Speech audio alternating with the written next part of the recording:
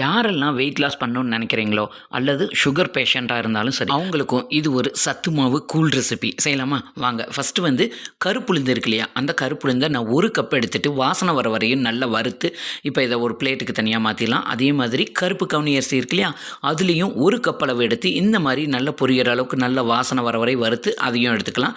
ஒரு அரை கப் அளவுக்கு கொள்ளு இருக்கு இல்லையா, அதையும் வாசனை வர வரை வறுத்துட்டு இது கூட கடைசியாக ஒரு 6 ஏலக்காயும் சேர்த்து நல்லா வறுத்துட்டு இதை எல்லாத்தையும் நல்லா ஆற வச்சுட்டு ஒரு மிக்ஸி ஜாரில் சேர்த்து நல்லா ஃபைன் பவுடராக அரைச்சி ஒரு ஏர்டைட் கண்டெய்னரில் போட்டு ஒரு 3 மாதம் வரையும் இதை நீங்கள் ஸ்டோர் பண்ணி வச்சு யூஸ் பண்ணிக்கலாம். இதை வந்து ஒரு 2 டேபிள் ஸ்பூன் அளவு ஒரு பவுலில் எடுத்துகிட்டு கொஞ்சமாக தண்ணி ஊற்றி நல்லா மிக்ஸ் பண்ணிவிட்டு இதை ஒரு கடாயில் சேர்த்து நல்லா ஒரு 4 நிமிஷம் நல்லா வேக வச்சுக்கோங்க. மீடியம் ஃப்ளேம்லேயே வச்சு வெந்ததுக்கப்புறமா காய்ச்சி ஆற வச்ச பால் ஒரு கப்பு தேவையான அளவுக்கு சேர்த்துட்டு இதை நல்லா மிக்ஸ் பண்ணி ஒரு கொதி வந்தவொடனே ஸ்டவ் ஆஃப் பண்ணிடுங்க. தேவையான அளவுக்கு நாட்டு சர்க்கரை சேர்த்துட்டு சாப்பிடலாம். உடல் எடை குறைக்கிறவங்க, சர்க்கரை நோயாளிகள் வந்து காலையில் டீ காஃபி குடிக்கிறத விட்டு இந்த மாதிரி நீங்கள் சத்தானதாக எடுத்துக்கலாம்.